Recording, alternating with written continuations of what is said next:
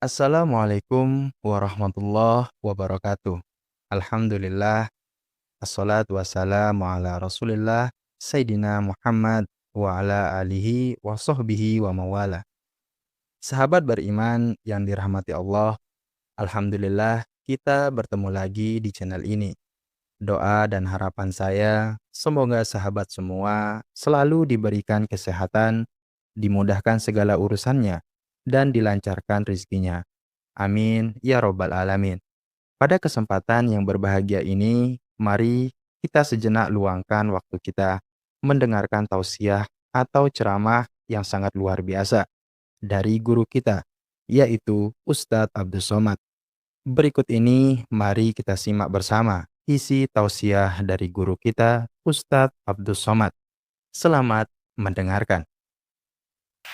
Mengapa Israel ini ingin betul mengambil Palestina ini? Apa yang ada di Palestina? Apakah di Palestina itu ada emas? Apakah di Palestina itu ada perak? Mengapa mereka bersemangat betul ingin mengambil Palestina ini? Pada tahun 2007, Al-Faqir Abdus Somad, saya menterjemah satu buku berbahasa Arab, judulnya Tarikh Ad-Diyanah Al-Yahudiyah, ditulis oleh seorang ulama daripada Al-Iskandariyah, Mesir. Di situ dia bagi satu jawaban. Kenapa orang Israel itu amat sangat menginginkan Palestina? Rupanya ada seorang bernama Israel. Israel maknanya dua. Isra abdun. El bahasa Hebrew language, bahasa Ibrani. El artinya Tuhan. Israel artinya hamba Tuhan. Tapi mereka punya makna yang kedua. Israel artinya al-musari' lillah. Al-musari' lillah, orang yang bergulat, orang yang mengalahkan Tuhan. Rupanya Tuhan pernah kalah.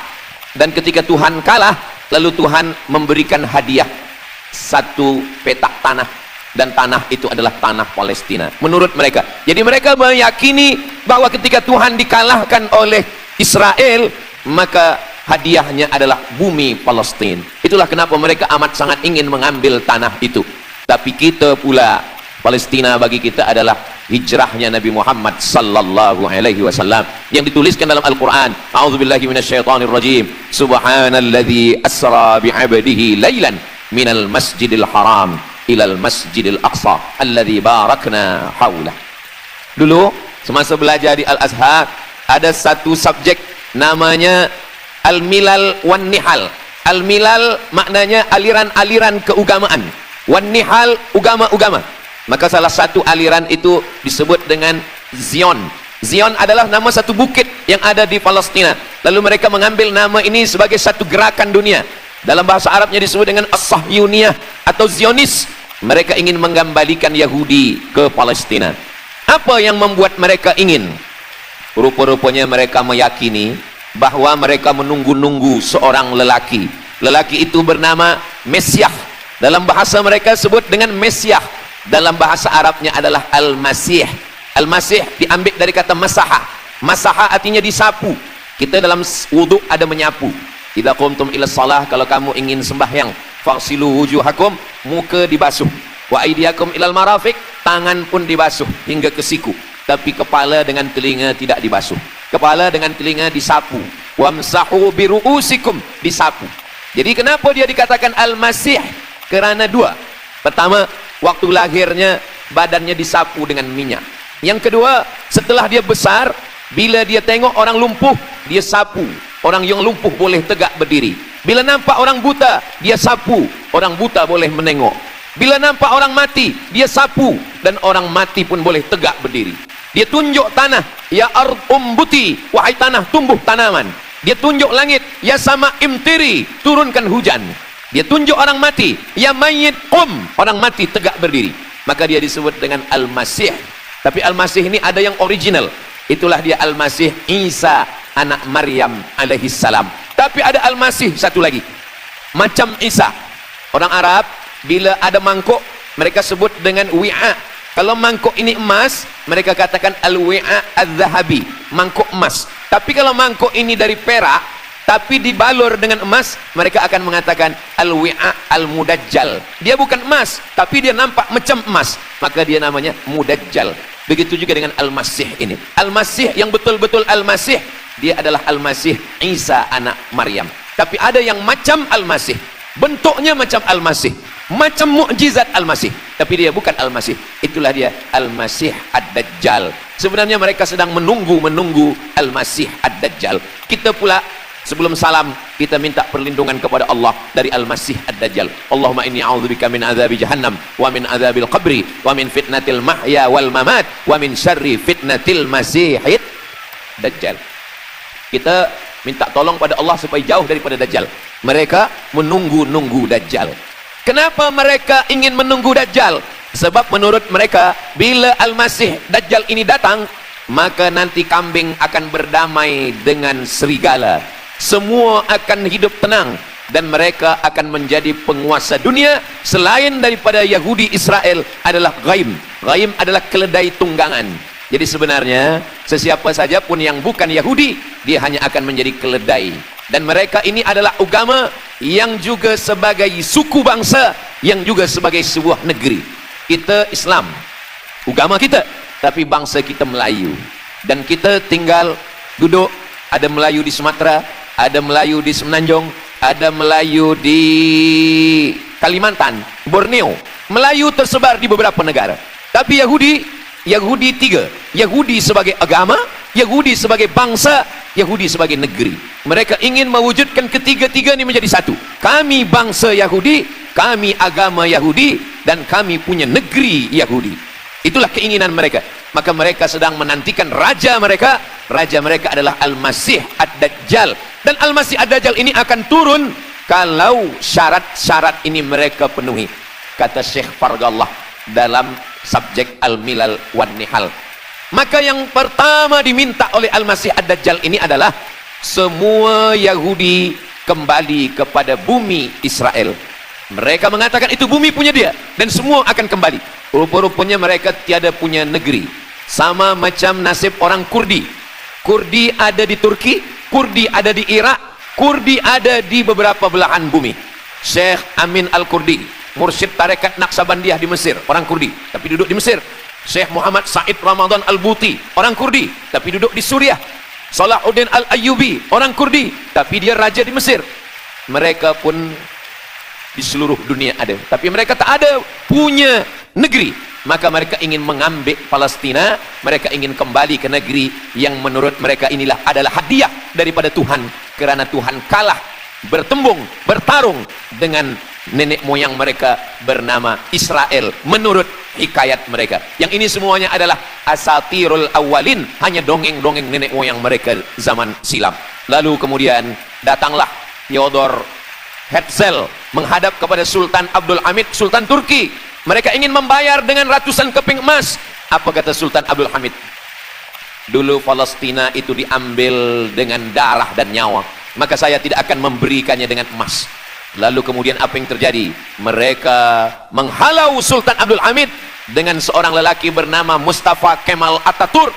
Lalu kemudian hilanglah khilafah Islamiyah. Ketika khilafah Islamiyah tahun 1924 ini jatuh, hilang, tumbang, maka ketika itu umat Islam tidak lagi ada pelindung. Dan ketika itulah mereka mengambil Palestina.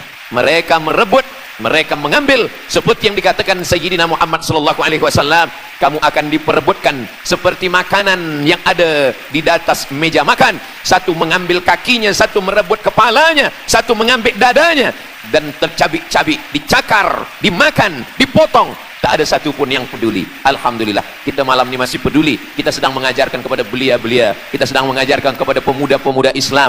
Mudah-mudahan sampai anak cucu kita sampai hari kiamat masih lagi peduli kepada Palestina, insyaallah. Allahu Akbar. Semua Yahudi kembali ke Palestina. Maka sekarang mereka sudah berkumpul. Berapa jumlah mereka?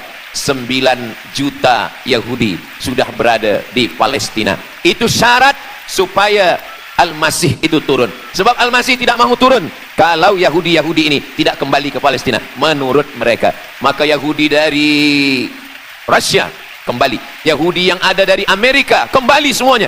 dari mulai tahun 1946 sampailah hari ini 2025, tahun hadapan 2026, 80 tahun lamanya mereka sudah berkumpul menunggu kedatangan Al-Masih dengan cara berkumpul. Dan mereka yang datang ini hanya keturunan Yahudi dari puak ibunya saja. Yahudi ini tidak menerima dari puak ayah. Jadi kalau ada ayahnya Yahudi, emaknya tak Yahudi, dia tiada diterima. Sebab mereka guna dari puak ibu. Maka bila ibunya Yahudi, maka dia akan diterima. Ada satu Yahudi yang tidak diterima, Yahudi Falasha dari Afrika. Yahudi Falasha ini datang, mereka dari Ethiopia, mereka menyeberang ke Sudan, dari Sudan mereka masuk ke Mesir, dan mereka datang ke Palestina. Mereka pun nak masuk juga, tapi mereka tertolak. Sebab dia mengaku Yahudi, tapi kulit dia hitam. Saya tak tahu di tempat kita, tapi di tempat saya banyak juga Yahudi, namanya Yahudi pesek. Kulit dia hitam, hidung dia pesek, tapi otak dia Yahudi. Ini lebih berbahaya lagi. Mereka menyebarkan kebencian. Jadi sebenarnya Yahudi adalah makhluk yang paling unsuri, rasisme. Mereka tiada menerima selain daripada Yahudi. Siapapun yang datang ingin mengaku orang Yahudi, kalau ditengok nasabnya tidak sesuai daripada ibu, dia tidak akan diterima.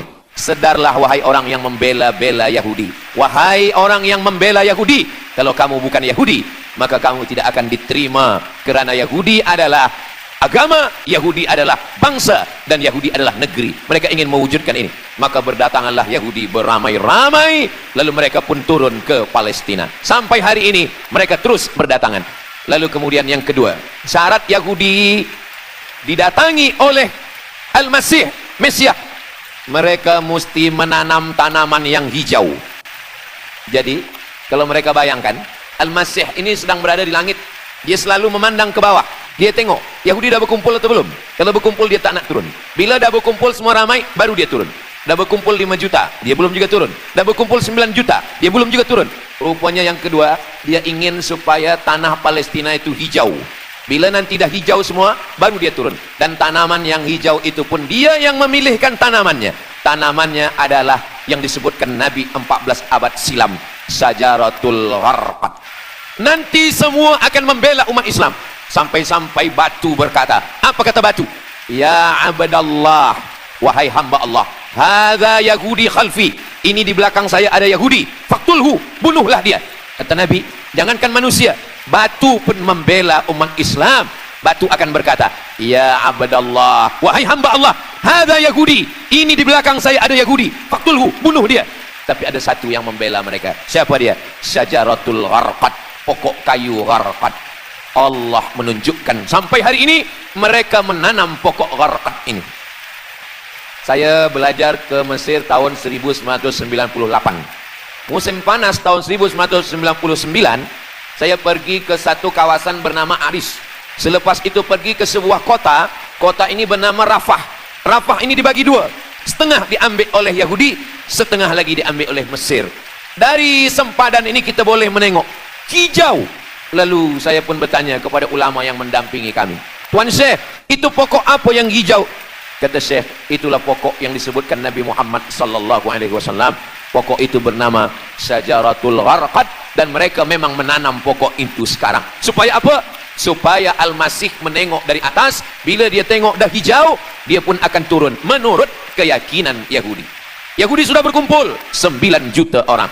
Pokok Gharqad sudah ditanam, sudah. Ada lagi. Apa dia? Mesti menghancurkan Babilonia. Babilonia adalah raja yang dulu menghancurkan kerajaan Yahudi. Nama rajanya Nebukadnezar. Nebukadnezar dari Babilonia menghancurkan kerajaan Yahudi. Maka Yahudi ini pendendam. Orang yang paling dendam di atas dunia ini adalah Yahudi.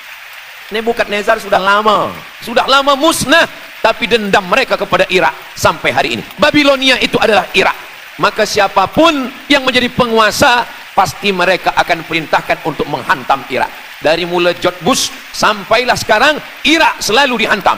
Dituduh bahwa Irak ada punya senjata membunuh manusia. Mereka katakan bahwa Saddam Hussein ini ada memiliki senjata yang boleh menghancurkan peradaban manusia. Akhirnya mereka membunuh Saddam Hussein. Apa yang terjadi? Sampai hari ini Saddam Hussein tiada memiliki apapun untuk menghancurkan umat manusia. Jadi sebenarnya adalah ini agenda daripada Yahudi. Mereka ingin menghancurkan Babilonia, dan Babilonia itu adalah Irak pada zaman modern sekarang ini. Setiap penguasa pasti menghancurkan Irak sebab mereka amat sangat benci dan dendam kesumat kepada Irak. Ada buku judulnya Al-Yahud fi Masr, orang Yahudi di Mesir. Lalu kemudian seorang jenderal Yahudi bernama Musa Dayan buta matanya sebelah. Lalu Musa Dayan ini meminta kepada presiden Prancis bernama De Gaulle. Lalu De Gaulle pun menelpon presiden Mesir bernama Anwar Sadat. Bukunya ada, saya simpan di rumah. Dia katakan bahwa kepada Anwar Sadat, wahai Tuan Presiden Anwar Sadat, ini mami yang ada di Museum Mesir Kaherah itu sedang sakit. Jadi untuk menyehatkannya mesti dibawa ke Prancis, ke Paris. Lalu disediakanlah pesawat terbang untuk membawa mami ini. Dulu saya pernah dengar tazkirah Ustaz Azhar Idrus, jangan anak panggil mami, sebab mami itu inilah mami Fir'aun, mami return. Ini mami ini sakit, maka dia mesti disehatkan, ada bakteri, maka dia mesti disehatkan, dibawa ke Paris, Prancis. Akhirnya diterbangkan pada masa Presiden Anwar Sadat, dibawa ke hospital. Sampai di hospital, rupa-rupanya Jenderal Musa Dayan yang buta sebelah sudah menunggu mami. Begitu mami Ramses II, Fir'aun sampai, dia terus meninju muka mami itu. Kenapa? Sebab dia dendam. Inilah yang dulu menghalau nenek moyang dia dari Mesir. Gila. Yahudi ini adalah orang-orang yang gila. Sampai hari ini mereka punya dendam yang tak berkesudahan. Sampai mami yang sudah menjadi kering, kita pun menengoknya biasa-biasa saja. Tapi Musa Dayan melampiaskan dendam kesumat dia sampai pada masa Presiden Anwar Sadat, yang akhirnya Anwar Sadat pun mati terbunuh ditembak oleh Khalid Islambuli. Begitulah Allah Subhanahu wa taala menceritakan saksi sejarah supaya umat Islam faham bagaimana pikiran, bagaimana sakit jiwanya orang-orang Yahudi. Mereka sudah berkumpul di Palestina 9 juta. Tanam-tanaman hijau sudah ditanam. Irak sudah dihantam, hancur lebur Irak. Apa lagi yang mereka lakukan? Tanah Palestina mesti merah. Tanah Palestina tidak boleh hitam. Tanah Palestina mesti merah. Apa yang membuat tanah Palestina merah? Merah kerana darah budak-budak, anak-anak yang tak berdosa dari Palestina. Jadi kalau ada orang yang hari ini terheran-heran, mengapa mereka membunuh budak kecil? Mengapa mereka menjatuhkan bom untuk menghancurkan rumah, membunuh perempuan yang hamil tiada berdosa? Tapi bila orang faham, dia mengerti, sesungguhnya mereka ingin supaya darah anak-anak yang tiada berdosa itu tumpah. Kalau darah itu sudah tumpah, disitulah mereka menantikan supaya Al-Masih, Mesiah itu turun membela. Sebab itu adalah raja di raja mereka. Apa yang terjadi sebenarnya hari ini? Yang terjadi sebenarnya adalah mereka membangun, membina sebuah kerajaan dari khayal, dari pikiran gila. Maka ada seorang yang tidak percaya kepada Allah, dia atheist, dia tak percaya kepada Tuhan, namanya Roger Jarroudi. Tapi akhirnya dia dapat hidayah, dia masuk Islam. Selepas masuk Islam, dia tulis buku bahwa Israel, Yahudi mendirikan negara berdasarkan mitologi, berdasarkan khurafat, berdasarkan kisah-kisah bohong, dusta. Tapi mereka percaya dengan dusta itu. Lalu kemudian Roger Jarroudi ditangkap oleh pemerintah Prancis, dimasukkan ke dalam penjara. Bukunya diterjemahkan ke dalam bahasa Arab, diterjemahkan ke dalam bahasa Melayu. Roger Jarroudi, bagaimana orang Yahudi Israel membina kerajaan negara berdasarkan khayal, berdasarkan tipu, berdasarkan dusta, berdasarkan mitologi, berdasarkan asatirul awalin, dongeng-dongeng daripada nenek moyang mereka dulu. Lalu kemudian hari ini kita sudah menengok darah itu sudah tumpah merata-rata di tanah Palestina. Kenapa Al-Masih, Mesiah belum juga turun? Kenapa belum datang juga Mesiah yang mereka tunggu itu? Rupanya ada syarat lagi yang belum. Apa dia? Mereka mesti membina satu yang disebut dengan Haikal Sulaiman, Temple of King Solomon. Mereka meyakini bahwa raja mereka adalah Solomon, dan dia ada sebuah kuil yang mereka sebut, mereka tulis bukunya Temple of King Solomon. Di mana letaknya? Letaknya adalah di atas Al-Masjidil Aqsa. Mereka ingin menghancurkan Al-Masjidil Aqsa, diratakan dengan tanah. Nanti mereka akan bina Temple of King Solomon. Selepas itu mereka siapkan satu kerusi singgasana. Selepas itu nanti barulah turun Al-Masih, Mesiah yang dijanjikan menurut mereka, yang semuanya ini adalah dusta, bohong, tipu daripada Zionis, karena mereka ingin menguasai dan mereka ingin membuat sebuah negara yang sangat besar, yang negara itu disebut dengan The Great Israelian, Israel Raya. Dia dari dua sungai. Biasanya orang membuat map itu rahasia. Map biasanya rahasia yang disimpan, tapi orang Yahudi Israel, mereka buatkan mapnya di dalam bendera mereka. Kita membuat sesuatu yang rahasia kita simpan, tapi mereka membuat satu garis biru di atas, satu lagi garis biru di bawah. Yang di atas itu adalah sungai Nil, sungai Nil di atas, dan yang di bawah itu adalah sungai Efrat. Sungai Nil di atas, Afrika Utara, Mesir. Sungai Efrat di bawah, sungai Efrat ada di Irak. Lalu di tengah itu ada bintang segi 6. Apa maknanya? Mereka ingin membina sebuah kerajaan yang luasnya dari Nil hingga ke Efrat. Itulah kenapa ketika mereka membuka embasi di Kairo, ketika Israel membina embasi di Kairo, ini sungai Nil, ini bagian atas, ini bagian bawah. Kerajaan Mesir membagi embasi Israel tanah di bawah sungai Nil. Mereka tidak mau. Mereka ingin membina embasi di atas sungai Nil. Kenapa mereka tidak mau membina embasi di bawah sungai Nil? Karena menurut mereka di bawah sungai Nil adalah negeri kami. Orang membina embasi hanya di luar daripada kerajaannya. Jadi sebenarnya menurut pengakuan mereka, Mesir yang ada sekarang, semua yang ada di bawah Nil hingga ke Efrat Irak, itu adalah kerajaan mereka, yang kalau mereka mewujudkan itu nanti, mereka akan menjadikan semua manusia ini sebagai keledai tunggangan. Alhamdulillah, itu disampaikan oleh Syekh Fargallah. Lalu kemudian kami membacanya, mempelajarinya, beliau bacakan di kelas, dan hari ini saya amat sangat bersenang hati. Tapi kita tetap susah hati dengan Palestina. Saya merasa senang hati sebab saya boleh menyampaikannya kepada para belia pemuda muslimin muslimat yang hadir malam ini. Macam mana suara saya, jelas tak jelas? Jelas. Yang saya sampaikan ini boleh faham? Alhamdulillah. Yang tak faham nanti faham sendiri insyaallah. Masya Allah, sangat luar biasa apa yang telah disampaikan oleh guru kita, Ustadz Abdul Somad. Sahabat beriman yang dirahmati Allah, jangan beranjak dulu. Tetaplah di channel ini karena kajian atau ceramah ini belum selesai dan masih banyak lagi hal-hal yang menarik yang akan disampaikan oleh guru kita Ustadz Abdul Somad. Maka dari itu, tetaplah di sini dan mari kita lanjutkan kembali. Selamat mendengarkan. Dulu semasa belajar di Al-Azhar ada satu subjek namanya Al-Milal wan Nihal. Al-Milal maknanya aliran-aliran keugamaan, wan Nihal ugama-ugama. Maka salah satu aliran itu disebut dengan Zion. Zion adalah nama satu bukit yang ada di Palestina. Lalu mereka mengambil nama ini sebagai satu gerakan dunia. Dalam bahasa Arabnya disebut dengan As-Sahyuniyah atau Zionis. Mereka ingin mengembalikan Yahudi ke Palestina. Apa yang membuat mereka ingin? Rupa-rupanya mereka meyakini bahwa mereka menunggu-nunggu seorang lelaki. Lelaki itu bernama Mesiah. Dalam bahasa mereka sebut dengan Mesiah. Dalam bahasa Arabnya adalah Al-Masih. Al-Masih diambil dari kata masaha. Masaha artinya disapu. Kita dalam wudhu ada menyapu. Idza qumtum ila shalah, kalau kamu ingin sembahyang, faghsilu wujuhakum, muka dibasuh. Wa aydiyakum ilal marafiq, tangan pun dibasuh hingga ke siku. Tapi kepala dengan telinga tidak dibasuh. Kepala dengan telinga disapu. Wamsahu biru'usikum, disapu. Jadi kenapa dia dikatakan Al-Masih? Kerana dua. Pertama, waktu lahirnya badannya disapu dengan minyak. Yang kedua, setelah dia besar, bila dia tengok orang lumpuh, dia sapu. Orang yang lumpuh boleh tegak berdiri. Bila nampak orang buta, dia sapu. Orang buta boleh menengok. Bila nampak orang mati, dia sapu. Dan orang mati pun boleh tegak berdiri. Dia tunjuk tanah, ya ard umbuti, wahai tanah tumbuh tanaman. Dia tunjuk langit, ya sama imtiri, turunkan hujan.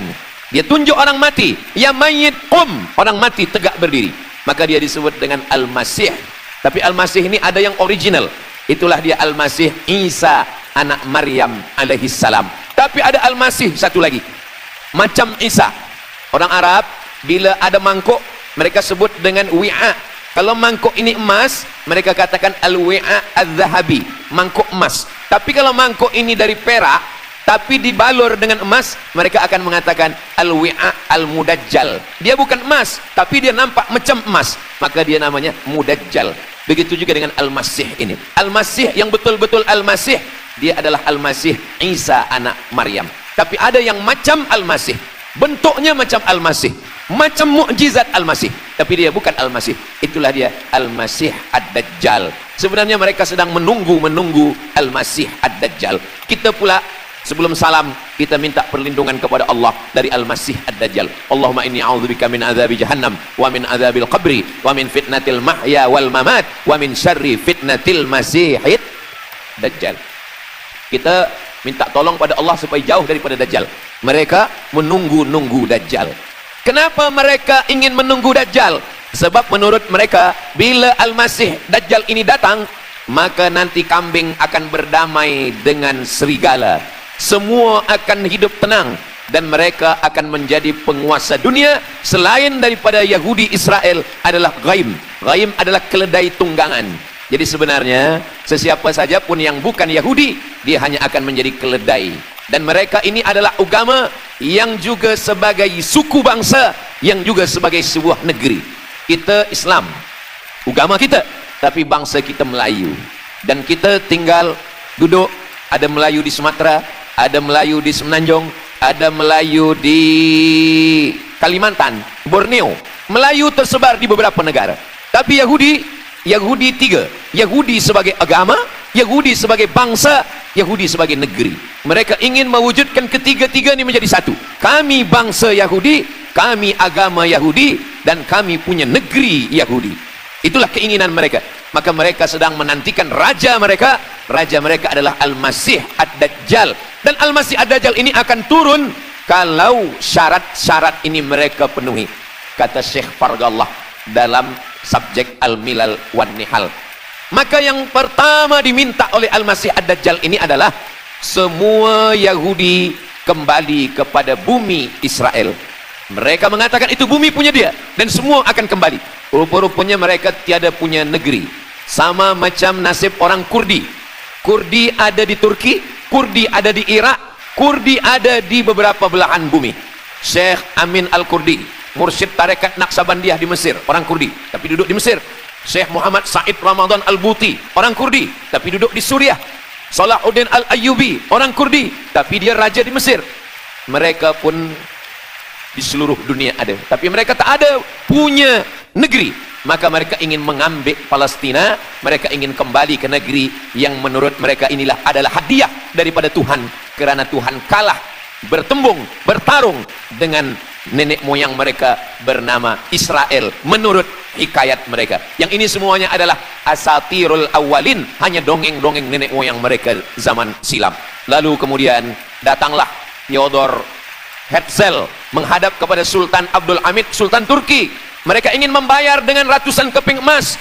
Apa kata Sultan Abdul Hamid? Dulu Palestina itu diambil dengan darah dan nyawa, maka saya tidak akan memberikannya dengan emas. Lalu kemudian apa yang terjadi? Mereka menghalau Sultan Abdul Hamid dengan seorang lelaki bernama Mustafa Kemal Ataturk. Lalu kemudian hilanglah khilafah Islamiyah. Ketika khilafah Islamiyah tahun 1924 ini jatuh, hilang, tumbang, maka ketika itu umat Islam tidak lagi ada pelindung. Dan ketika itulah mereka mengambil Palestina. Mereka merebut, mereka mengambil, seperti yang dikatakan Sayyidina Muhammad sallallahu alaihi wasallam, kamu akan diperebutkan seperti makanan yang ada di atas meja makan. Satu mengambil kakinya, satu merebut kepalanya, satu mengambil dadanya, dan tercabik-cabik, dicakar, dimakan, dipotong. Tak ada satu pun yang peduli. Alhamdulillah, kita malam ini masih peduli. Kita sedang mengajarkan kepada belia-belia, kita sedang mengajarkan kepada pemuda-pemuda Islam. Mudah-mudahan sampai anak cucu kita sampai hari kiamat masih lagi peduli kepada Palestina, insyaAllah. Allahu Akbar. Semua Yahudi kembali ke Palestina. Maka sekarang mereka sudah berkumpul. Berapa jumlah mereka? 9 juta Yahudi sudah berada di Palestina. Itu syarat supaya Al-Masih itu turun. Sebab Al-Masih tidak mahu turun kalau Yahudi-Yahudi ini tidak kembali ke Palestina menurut mereka. Maka Yahudi dari Rusia kembali, Yahudi yang ada dari Amerika kembali semuanya. dari mula tahun 1946 sampailah hari ini 2025, tahun hadapan 2026, 80 tahun lamanya mereka sudah berkumpul menunggu kedatangan Al-Masih dengan cara berkumpul. Dan mereka yang datang ini hanya keturunan Yahudi dari puak ibunya saja. Yahudi ini tidak menerima dari puak ayah. Jadi kalau ada ayahnya Yahudi, emaknya tak Yahudi, dia tiada diterima. Sebab mereka guna dari puak ibu. Maka bila ibunya Yahudi, maka dia akan diterima. Ada satu Yahudi yang tidak diterima, Yahudi Falasha dari Afrika. Yahudi Falasha ini datang, mereka dari Ethiopia, mereka menyeberang ke Sudan, dari Sudan mereka masuk ke Mesir, dan mereka datang ke Palestina. Mereka pun nak masuk juga, tapi mereka tertolak. Sebab dia mengaku Yahudi, tapi kulit dia hitam. Saya tak tahu di tempat kita, tapi di tempat saya banyak juga Yahudi, namanya Yahudi pesek. Kulit dia hitam, hidung dia pesek, tapi otak dia Yahudi. Ini lebih berbahaya lagi, mereka menyebarkan kebencian. Jadi sebenarnya Yahudi adalah makhluk yang paling unsuri, rasisme. Mereka tiada menerima selain daripada Yahudi. Siapapun yang datang ingin mengaku orang Yahudi, kalau ditengok nasabnya tidak sesuai daripada ibu, dia tidak akan diterima. Sedarlah wahai orang yang membela-bela Yahudi, wahai orang yang membela Yahudi, kalau kamu bukan Yahudi, maka kamu tidak akan diterima, kerana Yahudi adalah agama, Yahudi adalah bangsa, dan Yahudi adalah negeri. Mereka ingin mewujudkan ini. Maka berdatanganlah Yahudi beramai-ramai, lalu mereka pun turun ke Palestina. Sampai hari ini mereka terus berdatangan. Lalu kemudian yang kedua, syarat Yahudi didatangi oleh Al-Masih, Mesias, mereka mesti menanam tanaman yang hijau. Jadi kalau mereka bayangkan, Al-Masih ini sedang berada di langit, dia selalu memandang ke bawah, dia tengok Yahudi dah berkumpul atau belum. Kalau berkumpul dia tak nak turun. Bila dah berkumpul semua ramai, baru dia turun. Dah berkumpul 5 juta, dia belum juga turun. Dah berkumpul 9 juta, dia belum juga turun.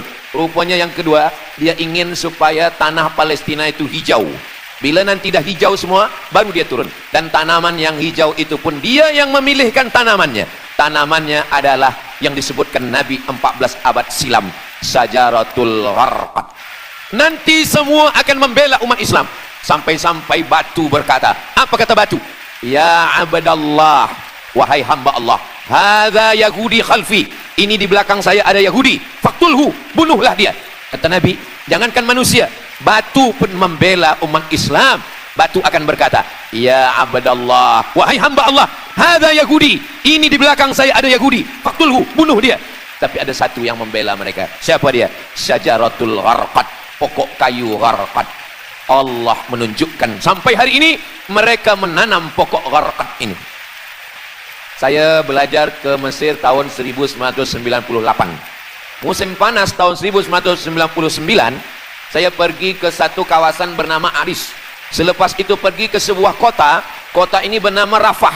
Rafah ini dibagi dua, setengah diambil oleh Yahudi, setengah lagi diambil oleh Mesir. Dari sempadan ini kita boleh menengok hijau. Lalu saya pun bertanya kepada ulama yang mendampingi kami, Tuan Syekh, itu pokok apa yang hijau? Kata Syekh, itulah pokok yang disebutkan Nabi Muhammad sallallahu alaihi wasallam. Pokok itu bernama Syajaratul Gharqad, dan mereka memang menanam pokok itu sekarang. Supaya apa? Supaya Al-Masih menengok dari atas, bila dia tengok dah hijau, dia pun akan turun menurut keyakinan Yahudi. Yahudi sudah berkumpul 9 juta orang. Pokok Gharqad sudah ditanam, sudah. Ada lagi, apa dia? Mesti menghancurkan Babilonia. Babilonia adalah raja yang dulu menghancurkan kerajaan Yahudi. Nama rajanya Nebukadnezar. Nebukadnezar dari Babilonia menghancurkan kerajaan Yahudi. Maka Yahudi ini pendendam. Orang yang paling dendam di atas dunia ini adalah Yahudi. Nebukadnezar sudah lama musnah, tapi dendam mereka kepada Irak sampai hari ini. Babilonia itu adalah Irak. Maka siapapun yang menjadi penguasa, pasti mereka akan perintahkan untuk menghantam Irak. Dari mula George Bush sampailah sekarang, Irak selalu dihantam. Dituduh bahwa Irak ada punya senjata membunuh manusia. Mereka katakan bahawa Saddam Hussein ini ada memiliki senjata yang boleh menghancurkan peradaban manusia. Akhirnya mereka membunuh Saddam Hussein. Apa yang terjadi? Sampai hari ini Saddam Hussein tiada memiliki apapun untuk menghancurkan umat manusia. Jadi sebenarnya adalah ini agenda daripada Yahudi. Mereka ingin menghancurkan Babilonia, dan Babilonia itu adalah Irak pada zaman modern sekarang ini. Setiap penguasa pasti menghancurkan Irak sebab mereka amat sangat benci dan dendam kesumat kepada Irak. Ada buku judulnya Al-Yahud fi Masr, orang Yahudi di Mesir. Lalu kemudian seorang jenderal Yahudi bernama Musa Dayan buta matanya sebelah. Lalu Musa Dayan ini meminta kepada presiden Prancis bernama de Gaulle. Lalu de Gaulle pun menelpon presiden Mesir bernama Anwar Sadat. Bukunya ada, saya simpan di rumah. Dia katakan bahwa kepada Anwar Sadat, wahai Tuan Presiden Anwar Sadat, ini mami yang ada di Museum Mesir Kaherah itu sedang sakit. Jadi untuk menyehatkannya mesti dibawa ke Prancis, ke Paris. Lalu disediakanlah pesawat terbang untuk membawa mami ini. Dulu saya pernah dengar tazkirah Ustaz Azhar Idrus, jangan anak panggil mami, sebab mami itu inilah mami Fir'aun, mami return. Ini mami ini sakit, maka dia mesti disehatkan, ada bakteri, maka dia mesti disehatkan, dibawa ke Paris, Prancis. Akhirnya diterbangkan pada masa Presiden Anwar Sadat, dibawa ke hospital. Sampai di hospital, rupa-rupanya Jenderal Musa Dayan yang buta sebelah sudah menunggu mami. Begitu mami Ramses II, Fir'aun sampai, dia terus meninju muka mami itu. Kenapa? Sebab dia dendam. Inilah yang dulu menghalau nenek moyang dia dari Mesir. Gila. Yahudi ini adalah orang-orang yang gila. Sampai hari ini mereka punya dendam yang tak berkesudahan. Sampai mami yang sudah menjadi kering, kita pun menengoknya biasa-biasa saja. Tapi Musa Dayan melampiaskan dendam kesumat dia sampai pada masa Presiden Anwar Sadat, yang akhirnya Anwar Sadat pun mati terbunuh ditembak oleh Khalid Islambuli. Begitulah Allah Subhanahu wa taala menceritakan saksi sejarah supaya umat Islam faham bagaimana pikiran, bagaimana sakit jiwanya orang-orang Yahudi. Mereka sudah berkumpul di Palestina 9 juta. Tanam-tanaman hijau sudah ditanam. Irak sudah dihantam, hancur lebur Irak. Apa lagi yang mereka lakukan? Tanah Palestina mesti merah. Tanah Palestina tidak boleh hitam. Tanah Palestina mesti merah. Apa yang membuat tanah Palestina merah? Merah kerana darah budak-budak, anak-anak yang tak berdosa dari Palestina. Jadi kalau ada orang yang hari ini terheran-heran, mengapa mereka membunuh budak kecil? Mengapa mereka menjatuhkan bom untuk menghancurkan rumah, membunuh perempuan yang hamil tiada berdosa? Tapi bila orang faham, dia mengerti, sesungguhnya mereka ingin supaya darah anak-anak yang tiada berdosa itu tumpah. Kalau darah itu sudah tumpah, disitulah mereka menantikan supaya Al-Masih, Mesiah itu turun membela. Sebab itu adalah raja di raja mereka. Apa yang terjadi sebenarnya hari ini? Yang terjadi sebenarnya adalah mereka membangun, membina sebuah kerajaan dari khayal, dari pikiran gila. Maka ada seorang yang tidak percaya kepada Allah, dia atheist, dia tak percaya kepada Tuhan, namanya Roger Jaroudi. Tapi akhirnya dia dapat hidayah, dia masuk Islam.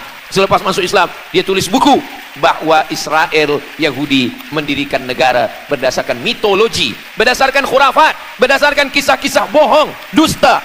Tapi mereka percaya dengan dusta itu. Lalu kemudian Roger Jaroudi ditangkap oleh pemerintah Prancis, dimasukkan ke dalam penjara. Bukunya diterjemahkan ke dalam bahasa Arab, diterjemahkan ke dalam bahasa Melayu. Roger Jaroudi, bagaimana orang Yahudi Israel membina kerajaan negara berdasarkan khayal, berdasarkan tipu, berdasarkan dusta, berdasarkan mitologi, berdasarkan asatirul awalin, dongeng-dongeng daripada nenek moyang mereka dulu. Lalu kemudian hari ini kita sudah menengok darah itu sudah tumpah merata-rata di tanah Palestina. Kenapa Al-Masih, Mesiah belum juga turun? Kenapa belum datang juga Mesiah yang mereka tunggu itu? Rupanya ada syarat lagi yang belum. Apa dia? Mereka mesti membina satu yang disebut dengan Haikal Sulaiman, Temple of King Solomon. Mereka meyakini bahwa raja mereka adalah Solomon, dan dia ada sebuah kuil yang mereka sebut, mereka tulis bukunya Temple of King Solomon. Di mana letaknya? Letaknya adalah di atas Al-Masjidil Aqsa. Mereka ingin menghancurkan Al-Masjidil Aqsa, diratakan dengan tanah. Nanti mereka akan bina Temple of King Solomon. Selepas itu mereka siapkan satu kerusi singgasana. Selepas itu nanti barulah turun Al-Masih, Mesiah yang dijanjikan menurut mereka, yang semuanya ini adalah dusta, bohong, tipu daripada Zionis, karena mereka ingin menguasai dan mereka ingin membuat sebuah negara yang sangat besar, yang negara itu disebut dengan The Great Israelian, Israel Raya. Dia dari 2 sungai. Biasanya orang membuat map itu rahasia. Map biasanya rahasia yang disimpan, tapi orang Yahudi Israel, mereka buatkan mapnya di dalam bendera mereka. Kita membuat sesuatu yang rahasia kita simpan, tapi mereka membuat 1 garis biru di atas, 1 lagi garis biru di bawah. Yang di atas itu adalah sungai Nil di atas, dan yang di bawah itu adalah sungai Efrat. Sungai Nil di atas, Afrika Utara, Mesir. Sungai Efrat di bawah, sungai Efrat ada di Irak. Lalu di tengah itu ada bintang segi 6. Apa maknanya? Mereka ingin membina sebuah kerajaan yang luasnya dari Nil hingga ke Efrat. Itulah kenapa ketika mereka membuka embasi di Kairo, ketika Israel membina embasi di Kairo, ini sungai Nil, ini bagian atas, ini bagian bawah. Kerajaan Mesir membagi embasi Israel tanah di bawah sungai Nil. Mereka tidak mau.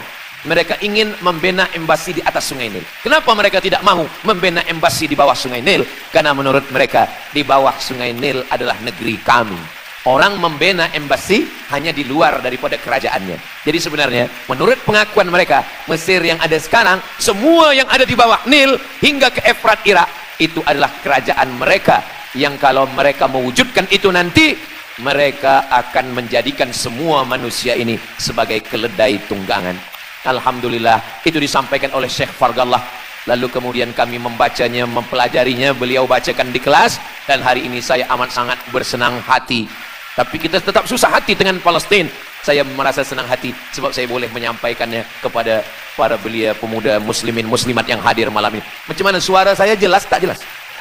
Jelas. Yang saya sampaikan ini boleh faham? Alhamdulillah. Yang tak faham nanti faham sendiri insyaallah. Begitulah Allah Subhanahu wa taala. Saya dulu pernah berjumpa dengan Syekh Muhammad Jibril. Lalu kemudian saya tanya Syekh Muhammad Jibril, "Syekh, kenapa Allah membinasakan kaum Ad, kaum Samud, kaum Madian? Wa ila Samud akhahum Salihah, wa ila Madian akhahum Syuaiba, wa ila Adin akhahum Huda." Madian, Samud, Ad, semuanya musnah. Iram dzatil imad, Iram hilang semuanya. Tapi kenapa Yahudi ini masih ada sekarang? Kenapa Allah tak musnahkan? Kata Syekh Muhammad Jibril, Allah Maha Kuasa untuk memusnahkan Yahudi Israel. Senang saja bagi Allah. Innama amruhu idza arada syai'an ayyakula lahu kun fayakun. Yahudi Israel mati semua rata dengan tanah. 1 jeritan malaikat mati mereka semua. Allah goncangkan bumi, habis mereka ditelan bumi. Ya bunayya, wahai anakku, kalaulah Israel Yahudi ini mati, lalu kamu masuk surga dengan apa? Kata dia. Sebenarnya Allah masih menyisakan Yahudi ini supaya kita berjuang. Sekarang ada umat Islam yang amat sangat lemah. Dia bukannya ikut berjuang, tapi melemahkan perjuangan orang. Bila ada umat Islam yang berkumpul beramai-ramai, solidariti tentang Palestina, dia berkata, katanya Allah Maha Kuasa, kenapa Allah tak binasakan? Dulu, arsalna alaihim tayran ababil, datang burung ababil, tarmihim bi'ijaratin min sijil. Mana ababil sekarang? Kenapa Allah tak kirimkan ababil? Saya pun pernah tanyakan ini kepada masyayikh, Syekh, kenapa Allah tak kirimkan ababil? Dulu ketika Abdul Muttalib memegang kunci Ka'bah, masa itu tak ada orang beriman. Abdul Muttalib bersendirian, lalu kemudian dia datang ke Ka'bah, dia letakkan kunci itu. Ya Allah, inna li hadzal baiti rabban yahmih. Saya sendiri seorang saja, saya tak sanggup untuk menolong Ka'bah. Inna li hadzal baiti rabban yahmih. Ka'bah ini ada pemiliknya, Ka'bah ini ada pelindungnya, Allah akan melindungi. Itulah mengapa Allah mengirimkan alam tara kaifa fa'ala rabbuka bi ashabil fil alam yaj'al kaidahum fi tadlil. Kenapa Allah kirimkan tayran ababil? Karena tidak ada orang beriman, hanya Abdul Muttalib sendiri. Tapi sekarang 2 miliar orang beriman yang bersyahadat asyhadu an la ilaha illallah wa asyhadu anna muhammadan rasulullah. Itulah kenapa Allah tidak mengirimkan tayran ababil. Itulah kenapa Allah tidak membuatkan goncangan. Itulah kenapa. Tapi sedikit banyak Allah mulai menurunkan pertolongannya. Kalau sudah datang pertolongan Allah Subhanahu wa taala, idza jaa nasrullah, kalau sudah datang pertolongan Allah, idza jaa nasrullah wal fath, kemenangan, wa ra'aitan nasa yadkhuluna fi dinillahi afwaja. insyaallah. Alaisa subuhu biqarib, subuh tak lama lagi pertolongan Allah pasti datang. Nasrum minallah wa fathun qarib, hasbunallah wa ni'mal wakil, ni'mal maula wa ni'man nasir, wala haula wala quwata illa billahil aliyil azim. Kalau kita seorang cikgu, kalau kita seorang ulama, sampaikanlah kepada umat. Sebagai seorang ayah, sampaikan kepada anak. Sebagai seorang ahli keluarga, kita mesti ingatkan, buatkan baju dengan lambang simbol bendera penderitaan Palestina. Kalau kita menonton dengan keluarga di rumah, tontonkan bagaimana penderitaan anak-anak di Palestina. Saya di rumah ada gambar besar, gambar Palestina. Sehingga setiap kali tamu datang, kita bercerita, dia tanya, ini gambar apa nih Ustaz? Inilah gambar saudara kita yang sedang teraniaya di Palestina. Malam ini kita guna sorban, kita pakai sorban yang mengingatkan kita kepada Palestina. Apapun yang kita lakukan, jangan lupa menyampaikan khutbah Jumat, kunut nazilah, Allahumma ansuril Islam wal muslimina fi Palestin. Silahul mu'min, doa silahul mu'min. Kalau kita tiada senjata lagi, maka sesungguhnya doa. Man lam yahtam bi amril muslimin, siapa yang tak peduli kepada penderitaan saudaranya di Palestin, falaisa minhum, dia tidak diakui sebagai umat Nabi Muhammad sallallahu alaihi wasallam. Orang beriman bukan setakat sembahyang subuh, zuhur, asar, maghrib, isya. Orang beriman bukan setakat ditengok berapa kali dia ke Baitullah haji dan umrah, tapi orang beriman bagaimana perasaan dia kepada saudaranya. Maka kata Nabi SAW, la yu'minu ahadukum, kamu tidak beriman, kalaupun kamu beriman belum sempurna, hatta yuhibba li akhi, sampai engkau sayang kepada saudaramu. Ma yuhibbu li nafsih, sayang kepada saudara seperti sayang pada diri sendiri. Kalau anak saudara kita di Palestina teraniaya, kita lebih teraniaya. Kalau pipi kita dicubit sakit, begitu juga dengan saudara kita di Palestina. Kita memang hidup pada zaman yang susah, yang payah. Beruntunglah datuk nenek moyang kita 100 tahun yang lampau, mereka selamat dari fitnah ini. Tapi kita pun tak boleh mengutuk nasib. Mengapa saya hidup sekarang? Kenapa kami hidup tahun 1447 ini ya Allah? Tentu ada hikmahnya. Allah hidupkan kita hari ini. Kenapa saya tak hidup zaman Nabi? Kalau ada pemuda belia sekarang datang kepada Ustaz Abdul Somad, Ustaz Somad, kenapa saya tak hidup zaman Nabi? Kalau saya hidup zaman Nabi mungkin saya baik. Kamu yang komplain kepada Allah, kalau kamu hidup zaman Nabi mungkin tidak ikut Nabi, ikut Abu Lahab, ikut Abu Jahal. Kita dihidupkan Allah hari ini, kita masih bersama dengan guru kita Al-Fadhil Ustaz Azhar itu. Kita masih bersama dengan orang-orang baik, orang mulia. Alaikum bil jamaah, kata Nabi SAW, man syadza syadza finnar, jangan bersendirian, sendirian masuk neraka. Kita mesti berjamaah. Alhamdulillah, yang ada kuasa dengan kuasanya, yang ada fatwa dengan fatwanya, yang ada ilmu dengan ilmunya. Bagi penuntut-penuntut, pelajar-pelajar, tonton, buat video, buat apapun yang boleh kita buat, share, gambar, semuanya itu ada tanggung jawab kita di hadapan Allah Subhanahu wa taala. Kullukum ra'in, setiap kamu pemimpin, hadap ke Baitul Maqdis 17 hingga 18 bulan, sampai akhirnya pada bulan Sya'ban turun ayat, qad nara taqalluba wajhika fis sama, kami menengok wajah engkau menghadap ke arah langit. Fawalli wajhaka syatral masjidil haram, hadapkanlah wajahmu ke arah Masjidil Haram. Lalu Nabi pun menghadap ke arah Masjidil Haram. Selepas itu sahabat datang beramai-ramai menjumpai Nabi Muhammad SAW. Ya Rasulullah, bagaimana saudara kami yang sembahyang, yang sholat 16 bulan, 17 bulan, 18 bulan, dia menghadap ke Palestina, apakah sholatnya diterima Allah? Turun ayat, wa ma kana Allahu liyudhi'a imanahum. Tafsirnya, wa ma kana Allahu liyudhi'a sholatahum. Allah tidak menyia-nyiakan sembahyang mereka, Allah tidak menyia-nyiakan sholat mereka. Sembahyang mereka yang dulu menghadap ke Baitul Maqdis diterima Allah atau tidak, itu yang mereka cemaskan, itu yang mereka khawatirkan. Sembahyang yang 18 bulan itu yang mereka takutkan. Bagaimana kita sekarang? Bagaimana sembahyang saudara kita? Bagaimana puasa mereka? Bagaimana musim sejuk mereka sejuk? Bagaimana mereka tak boleh makan, tak boleh minum? Kalau kita sudah berbuat di luar kemampuan kita, kita tidak akan dituntut di hadapan Allah. La yukallifullahu nafsan illa wus'aha. Mudah-mudahan apa yang kita lakukan malam ini, kita bangkitkan semangat jamaah. Selemah-lemahnya adalah doa. Selemah-lemah kekuatan orang beriman adalah melafazkan doa kepada Allah supaya Allah memberikan pertolongan. Tak ada yang susah bagi Allah Subhanahu wa taala. Itulah yang boleh Al-Fakir sampaikan pada malam hari ini, solidariti kita tentang Palestina. Mudah-mudahan ada manfaatnya. Banyak cakap kata yang tak berkenan di hati, menyinggung perasaan, saya memohon maaf beribu-ribu maaf. Mudah-mudahan yang kita lakukan malam ini diridhai Allah Subhanahu wa taala dan boleh kita bawa bekal menghadap Allah. Bila kita mati ditanya oleh Allah, inilah jawaban kita. Kami sudah berkumpul, kami sudah bangkitkan semangat, kami sudah berdoa, kami sudah menjelaskan bagaimana jahatnya Yahudi di Palestina. Akhirnya saya tutup dengan pantun penutup, menangkap puyuh di Bukit Selasih. Thank you dan terima kasih. Aku qauli hadza astaghfirullah li wa lakum. Allahu akbar.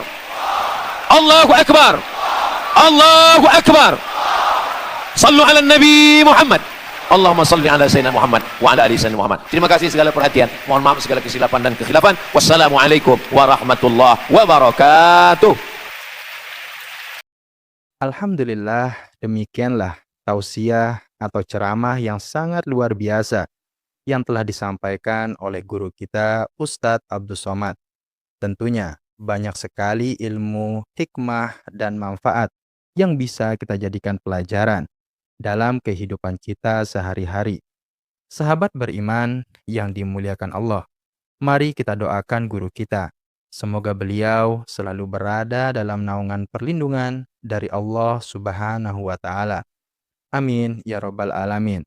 Dan untuk para sahabat semua yang telah menonton video atau ceramah ini sampai selesai, saya ucapkan terima kasih banyak.